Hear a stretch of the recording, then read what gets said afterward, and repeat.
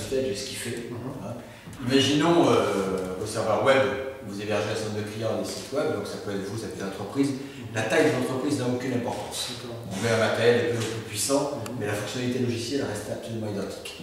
Donc vous avez votre applicatif web, aujourd'hui, qui sort forcément quelque part sur Internet, et vous avez un utilisateur avec son PC, quel qu'il soit, smartphone ou autre, qui est donc connecté.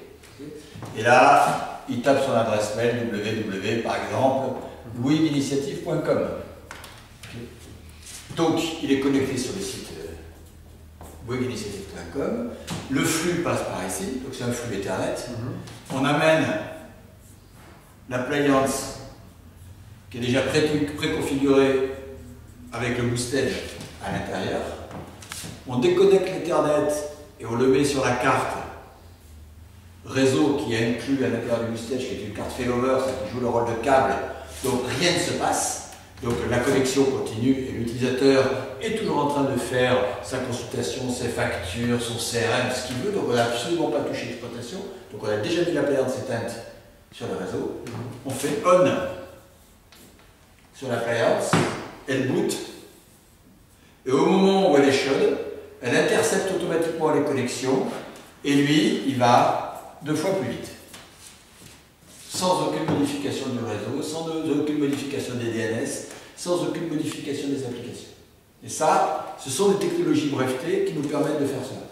Normalement, vous savez que vous auriez dû mettre un proxy ou reverse proxy, changer les DNS, si ça n'allait pas, il faut revenir en arrière, etc. Nous, on a cette technologie via plug and boost, hein, mais comme une multiprise qui vous permet de poser la plainte sur un réseau réel et immédiatement de l'installer et qu'elle soit opérationnelle. Alors, il est évident que les directeurs informatiques aiment ça, pour plusieurs raisons, parce que d'abord, ça leur évite d'être obligé de monter un système spécial pour faire un test, un pilote, changer des DNS, etc. Donc c'est quand même lourd. Donc là, on ne demande rien, parce que pour faire ça, il nous faut un quart d'heure.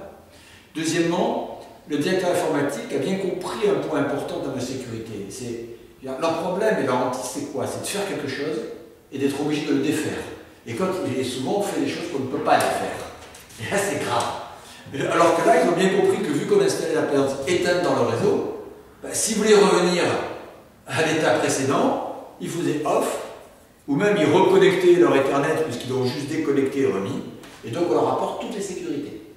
En termes d'infrastructure et de logistique, après, ils adorent ça parce que l'administration est simplifiée, puisque on ne touche pas leur infrastructure, on ne touche pas leur système installé, et on le met où ils veulent. Si ce n'est pas le bon endroit, il éteigne, il la déconnecte, il la reconnecte aussi simplement à un autre endroit.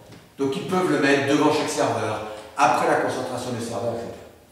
Donc dans la plage Boostage a un certain nombre de fonctionnalités qui sont, on va dire, des fonctionnalités d'optimisation, qui vont compresser le flux, dont certaines qui sont notamment au niveau des images, comme les JPEG, TIFF, EA, PNG, qui sont réputées déjà très compressées. On arrive à les diviser entre 2 et 6 fois.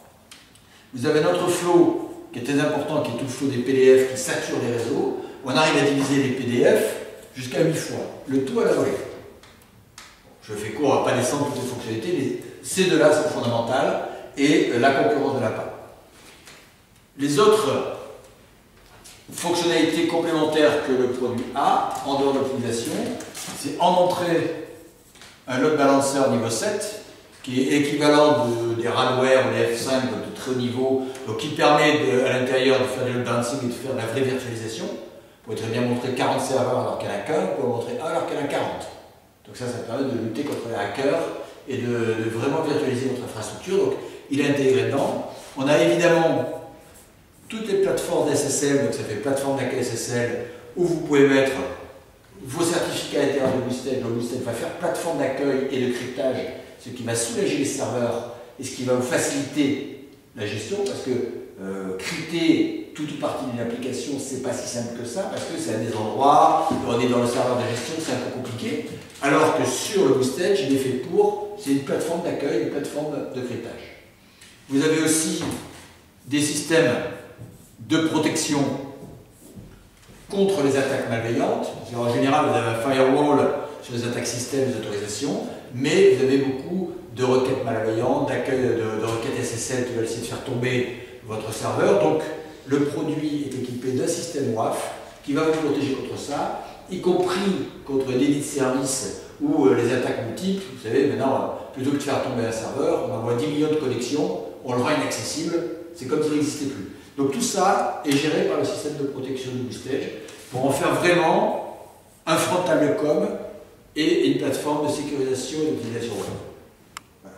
Donc tout est inclus dans le produit. Les options sont activables simplement par un clic bouton sous forme d'IHM, l'interface en machine à la Windows avec des écrans très simples et permettent à tout individu de commencer à paramétrer ce qu'il veut. L'autre chose intéressante, c'est que vous allez pouvoir, en fonction de différentes populations, paramétrer le Boostage avec différents profils, puisqu'il est évident qu'on ne va peut-être pas vouloir optimiser les connexions du Japon avec les connexions d'à côté ou certaines parties. Donc en fait, en fonction de l'utilisateur, on va lui afficher un profil de connexion. On va identifier qu'il passe par satellite, c'est pas la même chose qu'à côté de ça, parce que satellite veut dire bande passante limitée, temps de réponse catastrophique, donc c'est pas le même paramétrage. Vous allez pouvoir, si c'est du smartphone par exemple, dire je vais réduire un peu plus parce que la taille de l'écran est moins bonne. Donc en fonction des critères clients, vous allez avoir un nombre de profils quasiment illimité et qui vont être attribués directement à la connexion.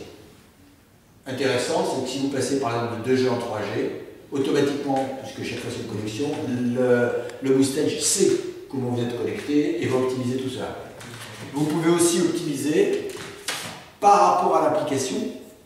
Il est évident qu'un site d'e-commerce ou un ERP Oracle ou SAP ne va pas s'optimiser de la même manière, ce n'est pas les mêmes mécanismes de cache, etc. Et donc en fonction de l'application qui va être pointée, les profils peuvent aussi être adaptés. Donc c'est très très simple et ça peut très très bien